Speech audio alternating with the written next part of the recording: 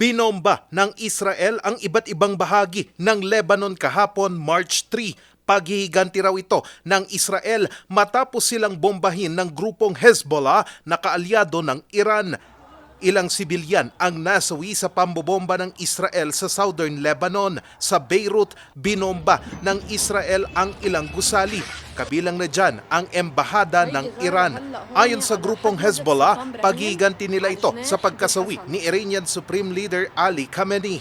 Umabot naman sa 30 ang nasawi mula sa pambobomba ng Hezbollah sa Israel. Dahil dyan, palalakasin pa ng Israel ang kanilang depensa.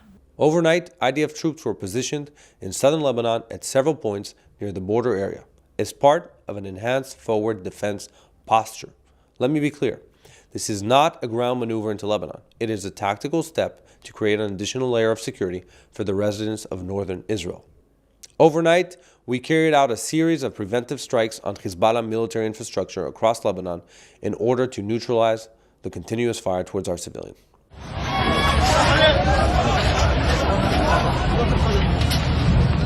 Ipinagbawal naman ng pamahalaan ng Lebanon ang pag-atake ng Hezbollah sa Israel lalo pat 50 katao na ang nasawi sa bansa. Ang Iran naman patuloy pa rin ang pambobomba sa Israel at iba pang base militar ng Estados Unidos sa Middle East.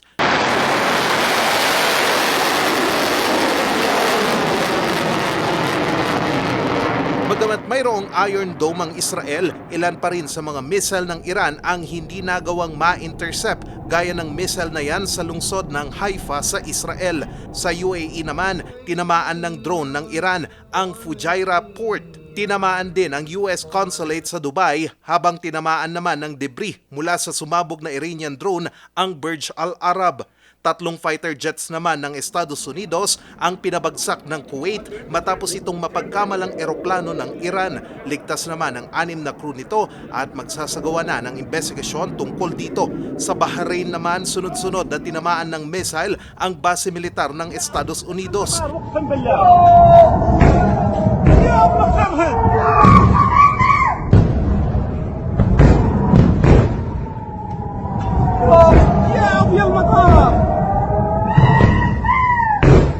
Itinaboy naman ng mga pulis ang ilang Shiite Muslim na nagprotesta laban sa Estados Unidos at kanilang pakikisimpatsya na rin sa Iran.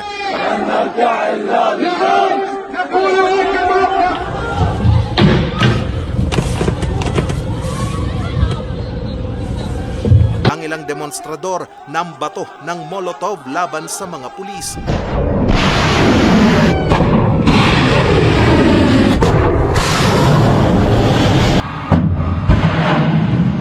Pero sa kabila niyan, patuloy pa rin ang pambobomba ng Estados Unidos at Israel sa Iran. Sa bagong video na inilabas ng US Central Command, pinasabog nila ang ilang Iranian drones. Ang ilang gusali sa Tehran, Iran, isa-isang gumuho sa mga missile at airstrike ng Israel at Estados Unidos.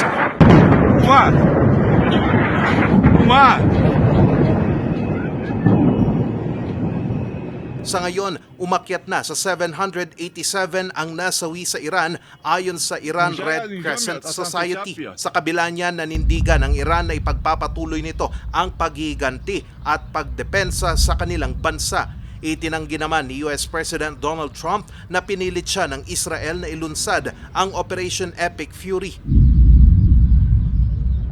We were having negotiations with these lunatics.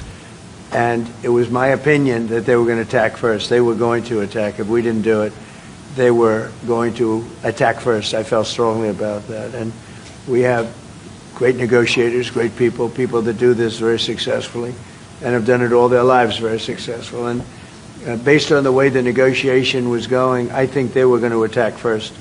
And I didn't want that to happen. Plano naman ng US Navy na i-escort ang mga barko sa Strait of Hormuz na kamakailan lang ay isinara ng Iran. Ito'y lalo pat nakakaapekto na rin ito sa presyo ng langis sa pandaigdigang merkado. Charles Nicolimon, RNG News.